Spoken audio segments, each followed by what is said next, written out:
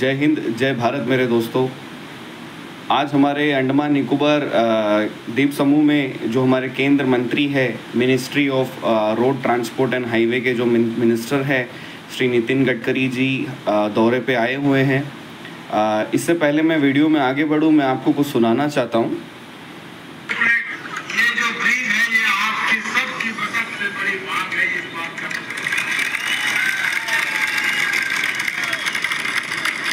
और उसके साथ साथ चाथम और बाम्बू फ्लैट यहाँ टनल बनाना की ब्रिज बनाना, इसके अध्ययन की शुरुआत के ऑर्डर मैंने दे दिए हैं और इस कार्य की शुरुआत हो गई।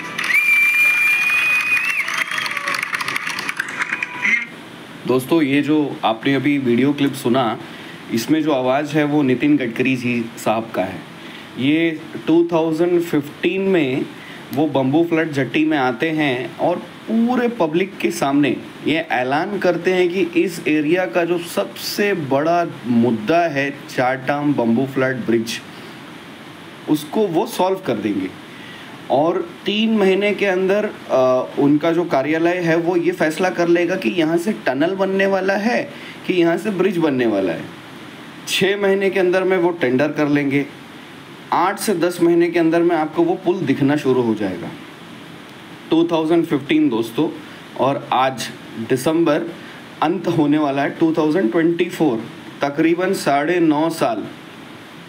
9.5 साल हो गए गडकरी साहब। आपने कहा था 3 महीने के अंदर में आप फैसला कर लोगे, 6 महीने में टेंडर कर लोगे, 8 महीने में ब्रिज दिखने लग जाएगा। अब 2014 से लेकर 2024 हो गया, सरकार तो आपका ही है, सारा चपरासी से लेकर पूरा प्रधानमंत्री तक आपके पास में है, तो फिर कौन सा चीज़ आपको रोक रहा है हमारा ये ब्रिज बनाने के लिए? पिछले बार जैसा बम्बू फ्लैट में आके जनता को आपने मतलब ये किया, संबोधन किया और सबके सामने आपने जो वादा किया, अभी आप दोबारा पब्लिक के सामने आइए बम्बू फ्लैट में आके सबको जवाब दीजिए कि किस रीज़न से, किस कारण के वजह से आपने ये ब्रिज बनाने में आप असफल रहे हैं। और कभी सुनने में आता है कि ब्रिज का फाइनल DPR हो गया है, वो मिनिस्ट्री चला गया है। कभी सुनने में आता है कि डिफेंस क्लियरेंस के वजह से, एनवायरमेंटल क्लियरेंस के वजह से रुका हुआ है। कभी पता चलता है कि लैंड एक्विजिशन के वजह से रुका हुआ है। एक बात बताइए, जब आप लोग ग्रेट निकोबार प्रोजेक्ट में इतना बड़ा इन्वेस्टमेंट लेके आ रहे हो, फॉरेस्ट क्लियरेंस वहाँ पे भी हो रहा है, वहाँ पे भी डिफेंस का क्लियरेंस होता है, वो आप लोग ऐलान करते हो और सीधा 3 से 6 महीने के अंदर में आप लोग सारे तरीके का अप्रूवल लेके आ जाते हो, चाहे वो डिफेंस का हो, चाहे वो फॉरेस्ट का हो, चाहे किसी भी तरीके का अप्रूवल हो। तो चाटम बम्बू फ्लैट ब्रिज तो एक छोटा सा प्रोजेक्ट है, पूरा का पूरा आपने NHIDCL को ये टेंडर दे दिया। ठीक है, NHIDCL आज क्या कर रहा है हमारे इस द्वीप समूह में, ये किसी से छिपा हुआ नहीं है। ठीक है, ATR जो हमारा चिड़िया टापू से लेके जो डिगलीपुर तक का जो आपने NH का रास्ता जो डिक्लेयर किया, NH4 का, वो उसका आज क्या हाल है? जिरगा टांग तक रास्ता बना, उसके आगे का रास्ता एक फुटी, एक छोटा सा रास्ता भी नहीं बना, 1 फीट रास्ता भी नहीं बना। आज ATR से, जिसका नाम आपने बदल कर NH कर दिया, आज अगर कोई डिगलीपुर तक जाना, ट्रैवल करने का सोचेगा भी, तो उसको 10 बार सोचना पड़ता है कि मैं जा सकूंगा कि नहीं सकूंगा। हाँ, आपने तकरीबन जितना मुझे पता है कि आपने शायद 2018 या 19 के आपने उस समय ये काम शुरू किया है NH का, NH4 का। आज क्या हाल है? हाँ, वहाँ में सड़क में गड्ढा है कि गड्ढा में सड़क है, किसी को नहीं पता। गाड़ी में हर दिन कुछ ना कुछ एक्सीडेंट वहाँ पे होते रहते हैं और धूल मिट्टी कीचड़ से रास्ता इतना ख़राब हो चुका है, उसके आसपास में जो लोग रहते हैं उनका ये हालत ये इतना ख़राब हो गया। तो मतलब एक आम जिंदगी को आपने बर्बाद कर दिया। आपने बोला स्पेस टेक्नोलॉजी से आप रास्ता बनाते हो, हर दिन 33 किलोमीटर रोड बन जाता है। हाँ, और जैसा हमारा सांसद जी जब NH का ये लेके आए थे, उस समय क्या कहा कि पत्थर जो है मलेशिया से आएगा, टेक्नोलॉजी एडवांस टेक्नोलॉजी फ़ॉरेन से आएगा, NH को दे दीजिए। आपने बनाया, कोई फ़ायदा नहीं हुआ। रास्ता है जो पहले था वो रास्ता भी नहीं है। और रहा बात ये चाटम बम्बू फ्लड ब्रिज का, आप पहले बस रिक्वेस्ट आपसे यही है कि 2015 में आप आए, इधर में आके आपने पूरा अच्छे से मार्केटिंग कर लिया पूरा BJP का। ठीक है, इस बार सेम मुद्दा लेकर दोबारा, जब इस बार 2024 का चुनाव हुआ, हमारा जो अभी करंट सांसद है जो आपके पार्टी के हैं श्री विष्णुपद राय जी भी जट्टी में आए, बम्बू फ्लड जट्टी में आकर बोल रहे थे ब्रिज बनेगा बनेगा बनेगा। कब बनेगा? बनेगा भी कि नहीं बनेगा। ये हर समय केवल वोट बैंक पॉलिटिक्स आप लोग मत कीजिए, ठीक है। आप लोगों को सबसे ज़्यादा वोट जो आता है ना, वो बम्बू फ्लैट में एक बहुत बड़ा वोट बैंक है। गडकरी साहब, आपको बताना चाहूँगा 30,000 लोग यहाँ पे रहते हैं। अगर आप 10 पंचायत अप टू फरारगंज लोगे, 30,000 लोग यहाँ पे रहते हैं। हमारा आम जिंदगी को आपने ख़राब कर दिया है।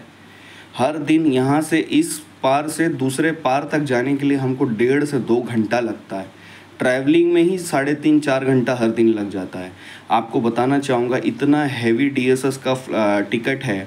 एक 4 व्हीलर अगर पार करना चाहेगा तो 170 रुपीज़ जो 4 व्हीलर का टिकट, प्लस उसका जो ड्राइवर है उसका 14 रुपीज़ का टिकट, वन साइड का वो 184 रुपीज़ पे करता है, प्लस 45 मिनट्स टू 1 आवर वो वेट करता है। उसके बाद वो उस तरफ पहुंचता है, ठीक है। दोबारा ठीक वो सेम प्रोसीजर फॉलो करके दोबारा वापस आता है। आप सोचिए ना, एक आम मिडिल क्लास फैमिली के लिए ये हर दिन 400 रुपये खर्च करके जो जाता है, ठीक है, वो महीने में कितना उसको 9 से 10 हज़ार रुपये उसको एक्स्ट्रा लग जाता है केवल टिकट में। प्लस पैसा देने के बाद में भी क्या मिलता है उसको, कम से कम 45 मिनट्स टू 1 आवर उसको वेट करना है। 1.5 से 2 घंटा उसको पूरा ट्रैवलिंग में लग जाता है। तो आपने जब बोला ब्रिज बना के दे दोगे, 3 महीने के अंदर में डिसाइड कर लोगे, 6 महीने में टेंडर करवा दोगे, तो क्यों नहीं हो रहा है भाई? सब कुछ तो आपका ही है, आपको कौन सा चीज़ रोक रहा है? पब्लिक के बीच में आके बता दीजिए ना, हाँ ठीक है कोई तरह का दिक्कत है, जैसा आप पहले आके ऐलान किए उसी तरह सेम रीज़न आके दे दीजिए, कोई बात नहीं। पब्लिक को फेस करिए ना। आपका सांसद महोदय जो अभी विष्णुपद राय जी है, वो पेपर में लिख के बम्बू फ्लैट जेटी में खड़ा होकर पब्लिक के बीच में पेपर में लिख के जाते हैं ब्रिज बनेगा बनेगा। अभी लोकसभा का चुनाव खत्म होने का बाद में 9-10 महीना होने को आ गया, क्या प्रोग्रेस है? आपका फाइनल DPR जब आपके टेबल तक पहुंच जाता है, ठीक है, तो वो टेबल में रुका किस वजह से है? हमने तो सुना था कि पिछले साल ही 23 जनवरी को ही फाइनल DPR का जो प्रोजेक्ट रिपोर्ट है वो आपके पास, तो फिर वो फाइनल DPR वहाँ पे अभी तक अटका क्यों है 1-1.5 साल से? आप कब काम शुरू करोगे? आप एक डेट दे दीजिए, ठीक है, आप एक टाइम फ्रेम दे दीजिए और हम लोगों को आके एड्रेस करिए।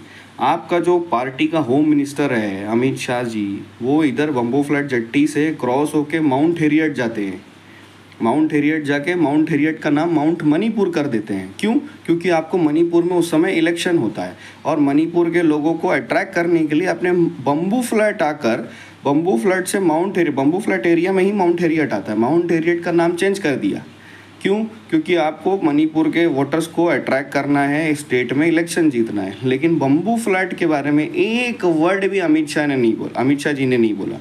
ठीक उसी प्रकार, खैर छोड़िए, लेकिन आपसे एक अपेक्षा है, आप एक अच्छे नेता हैं, हमने सुना है, ठीक है, हमने देखा भी है, आपने बहुत अच्छा काम किया। लेकिन आप जो दावा करते हो 33 किलोमीटर्स का हाईवे अब हर दिन बना रहे हो रास्ता, तो वो रास्ता हमारे इधर भी बना दीजिए, चाटम बम्बू फ्लैट ब्रिज बना दीजिए।